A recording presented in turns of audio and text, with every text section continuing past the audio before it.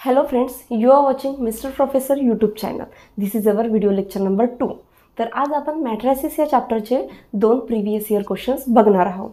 तर यातला पहिला क्वेश्चन जो आहे तो महाराष्ट्र सीईटी मध्ये 2003 ला विचारण्यात आलेला आहे आणि जो सेकंड क्वेश्चन आहे तो जेडब्ल्यू मेन्स मध्ये 2017 ला विचारण्यात आलेला आहे. तर कॅल्क्युलेशन मुळे आपण सेकंड क्वेश्चन आधी घेऊ.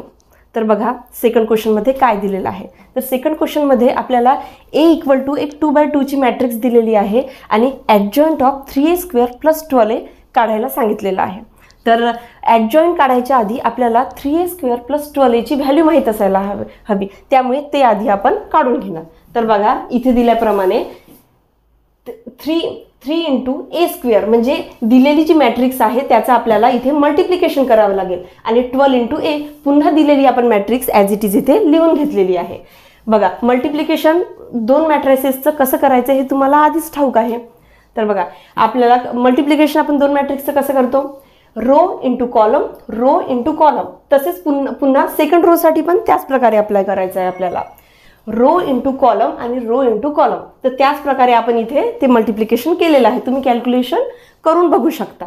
ओके, तर बघा याला इथे आपण ॲज इट इज उतरवलं आहे आणि याचं कॅल्क्युलेशन हे येणार पुन्हा. आणि नेक्स्ट स्टेपमध्ये आपण या 3 ला या मॅट्रिक्स सोबत मल्टिप्लाय करणार. तर आपल्याला हे मिळणार आणि नंतर या दोन मॅट्रिक्सचं ॲडिशन केल्यानंतर आपल्याला हे मिळणार. बघा काय मिळालेलं आहे, 72 - 63 - 84 आणि -51. तर ही व्हॅल्यू फक्त या इक्वेशनची आहे. पण आपल्याला क्वेश्चनमध्ये एक्झॅक्ट काय विचारलेलं आहे, ॲडजॉइंट ऑफ 3a² + 12a.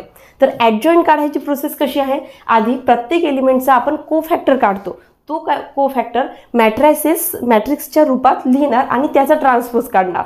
पण इथे आपल्याला 2/2 मॅट्रिक्सचे ॲडजॉइंट काढण्यासाठी एक मेथड किंवा एक रूल आहे. तर तो कसा बघा, आपण 2/2 मॅट्रिक्सचा डायरेक्ट ॲडजॉइंट काढू शकतो. तर तो कसा बघा, या जो डायगोनल एलिमेंट असतो त्याला आपल्याला इंटरचेंज करावं लागतं आणि जे नॉन डायगोनल एलिमेंट असते त्याला इंटरचेंज करायचं नाही, त्याचा फक्त साइन चेंज करावा लागतो अशा प्रकारे. तर हा 2/2 मॅट्रिक्सचा ॲडजॉइंट आहे. अशा प्रकारे आपण तो काढू शकतो विदाऊट कोफॅक्टर काढता. तर तुम्ही पॉज करून हे नोट डाऊन करू शकता. त्यानंतर आपण क्वेश्चन फर्स्ट घेऊया. आता आपण पहिला क्वेश्चन बघणार. तर पहिला क्वेश्चन सोडवण्याआधी पहिल्या क्वेश्चनमध्ये काय दिलेलं आहे आणि काय फाइंड आउट करायचं आहे हे आधी आपण बघून घेऊया. तर पहिल्या क्वेश्चनमध्ये के इज अ स्केलर आणि I is unit matrix of order 3 असं दिलेलं आहे. याचा अर्थ के ही एक मॅट्रिक्स आहे आणि ती स्केलर आहे. आता स्केलर मॅट्रिक्स म्हणजे काय हे आपल्याला माहीत आहे. स्केलर मॅट्रिक्समध्ये जे डायगोनल एलिमेंट्स असतात ते सेम असतात आणि जे नॉन डायगोनल एलिमेंट असतात ते 0 असतात. आणि आयडेंटिटी मॅट्रिक्समध्ये डायगोनल एलिमेंट्स हे 1 असतात आणि नॉन डायगोनल एलिमेंट्स हे 0 असतात. ओके, आणि या दोन्ही मॅट्रिक्सची ऑर्डर यांनी 3 दिलेली आहे आपल्याला. आणि क्वेश्चनमध्ये म्हटलेलं आहे की ॲडजॉइंट ऑफ KI काय आहे हे आपल्याला फाइंड आउट करायचं आहे. तर ॲडजॉइंट ऑफ KI काढण्यासाठी आधी आपण KI का फाइंड आउट करून घेऊया. तर बघा KI = KI म्हणजे मॅट्रिक्स K आणि मॅट्रिक्स Iचं आपल्याला मल्टिप्लिकेशन काढायचं आहे. तर मॅट्रिक्स K ही स्केलर मॅट्रिक्स आहे म्हणजे याचे डायगोनल एलिमेंट जे आहे ते सेम आहे आणि नॉन डायगोनल एलिमेंट्स हे 0 आहे अशा प्रकारची. आणि आयडेंटिटी मॅट्रिक्समध्ये डायगोनल एलिमेंट्स हे 1 असतात आणि नॉन डायगोनल एलिमेंट्स हे 0 असतात. ओके, आयडेंटिटी मॅट्रिक्सशी कोणत्याही आयडेंटिटी मॅट्रिक्सशी स्केलर मॅट्रिक्सला मल्टिप्लाय केल्यानंतर आन्सर हे स्केलर मॅट्रिक्सच येणार म्हणजे ही मॅट्रिक्स ॲज इट इज येणार अशा प्रकारे. ओके, म्हणजे आपल्याला KI मिळालं. पण क्वेश्चनमध्ये आपल्याला ॲडजॉइंट ऑफ KI काढायचं आहे. तर ॲडजॉइंट ऑफ KI काढण्यासाठी आधी आपण प्रत्येक एलिमेंटचा कोफॅक्टर काढतो आणि त्या कोफॅक्टरला मॅट्रिक्समध्ये लिहितो. पण आपल्याला एक रूल माहीत आहे, every diagonal the adjoint of diagonal matrix is a diagonal matrix. म्हणजे याचा ॲडजॉइंट हा डायगोनल मॅट्रिक्सच येणार. म्हणजेच नॉन डायगोनल एलिमेंट जे आहे ते 0 येणार. अशा प्रकारे त्याचा मिनिंग असतो. तर बघा, आधी आपण काही एलिमेंटचे कोफॅक्टर काढूया, त्यानंतर पुन्हा हा जो रूल मी तुम्हाला सांगितलेला आहे तो मी तुम्हाला अप्लाय करून दाखवते. तर बघा, आधी या एलिमेंटचा आपल्याला कोफॅक्टर काढावा लागेल. म्हणजे A11चा कोफॅक्टरचा फॉर्म्युला आपल्याला माहीत आहे. कोफॅक्टरचा फॉर्म्युला -1 टू दी पॉवर 1 + 1. आणि इथे मायनर म्हणजे आय आणि जे, म्हणजे तिथे पहिला रो आणि पहिला कॉलम डिलीट केल्यानंतर जे रिमेनिंगमध्ये राहील ते आपल्याला इथे लिहायचं आहे. बघा, पहिला रो आणि पहिला कॉलम डिलीट केल्यानंतर काय उरणार? K0 0 K. हे आपल्याला सॉल्व करून घ्यावं लागेल. बघा, -1 टू दी पॉवर 2 इव्हन आहे आणि या डिटर्मिनंटला सॉल्व करून घ्यावं लागेल. K × K K² -0. तर याचा आन्सर येणार K². ओके. त्याच प्रकारे आपल्याला या पोझिशनचा एलिमेंट काढावे लागेल. म्हणजे A12. बघा, -1 टू दी पॉवर 1 + 2. आता पहिला रो आणि दुसरा कॉलम डिलीट करावा लागेल. पहिला रो आणि दुसरा कॉलम म्हणजे 0 0 आणि 0 K. याला सुद्धा आपण सॉल्व करून घेऊया.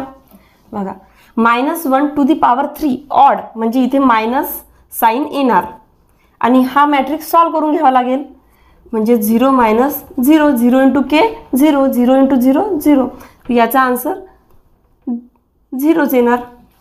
त्याच प्रकारे हा एलिमेंट A13 इथे -1 टू दी पॉवर 1 + 3. आता पहिला रो आणि तिसरा कॉलम डिलीट करून काय उरणार? 0 0 K 0. बघा, -1 टू दी पॉवर 4 इव्हन आहे, म्हणजे पॉझिटिव्हमध्ये 1च येणार. हा डिटर्मिनंट सॉल्व करून घेऊया. 0 0 × 0 0 -0 × K 0. तर याचा आन्सर येणार 0. ओके. तर बघा तर याचाच अर्थ म्हणजे ॲडजॉइंट ऑफ जो Ki आहे, ॲडजॉइंट ऑफ जो Ki आहे त्याचा आपण पहिला रो काढलेला आहे. पहिला रो काय आहे? K² 0 0. आणि रूल काय सांगतो? Adjoint of diagonal matrix is a diagonal matrix. म्हणजे जे नॉन डायगोनल एलिमेंट्स आहेत ते 0 येणार या रूलनुसार. पण आपली जी मॅट्रिक्स आहे के मॅट्रिक्स आहे जसं जे Ki मॅट्रिक्स आहे ती फक्त डायगोनल मॅट्रिक्सच नाही आहे, ती स्केलर मॅट्रिक्स सुद्धा आहे. म्हणजे स्केलर मॅट्रिक्समध्ये डायगोनल एलिमेंट्स हे सेम असतात. याचाच अर्थ इथे K² आला, याचाच अर्थ इथेही K² येणार आणि इथेही K² येणार. ओके. म्हणजे ॲडजॉइंट ऑफ Ki हा येणार. ओके.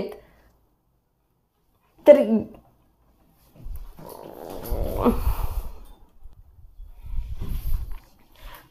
आता ॲडजॉइंट ऑफ Ki हे आपण काढलेलं आहे. आता तुम्ही म्हणसाल की ॲडजॉइंट ऑफ Ki काढण्यासाठी तर याचा ट्रान्सपोज काढावे लागते आणि आपण फक्त कोफॅक्टर काढून त्याला पुट केलेला आहे. तर इथे लक्षात घ्या की आपली जी मॅट्रिक्स आहे, आलेली मॅट्रिक्स आहे ती डायगोनल मॅट्रिक्स आहे आणि स्केलरही मॅट्रिक्स आहे. याचा तुम्ही ट्रान्सपोज जर काढला तर हीच मॅट्रिक्स जशीच्या तशी पुन्हा येणार. त्यामुळे आपल्याला या मॅट्रिक्सचा ट्रान्सपोज काढायची आवश्यकता नाही आहे. तर बघा, इथे आपल्याला K² कॉमन दिसत आहे. जर आपण इथून K² कॉमन काढला तर इथे अशा प्रकारची आयडेंटिटी मॅट्रिक्स आपल्याला मिळणार. ओके. आपण आयडेंटिटी मॅट्रिक्सला I लिहू शकतो. म्हणजेच ॲडजॉइंट ऑफ Ki आपल्याला काय मिळालं? K² I. आणि हे आपल्याला सेकंड ऑप्शनमध्ये दिसत आहे. याचा अर्थ आपला ॲडजॉइंट ऑफ Kiचा आन्सर येणार K² I. तर आपण बाय प्रोसेसनी हे आन्सर काढलेलं आहे. पण आपण जी एक्झाम देणार आहोत CET एक्झाम, ती एक्झाम त्या एक्झाममध्ये आपल्याला फक्त आन्सर काढण्यावर भर नाही द्यायचा आहे. कमी वेळात आन्सर कसे निघेल यावर आपला फोकस आहे. त्यामुळे या क्वेश्चनचा आन्सर आपण एक फॉर्म्युला अप्लाय करून सुद्धा काढू शकतो. तर तो फॉर्म्युला कोणता ते आपण बघूया.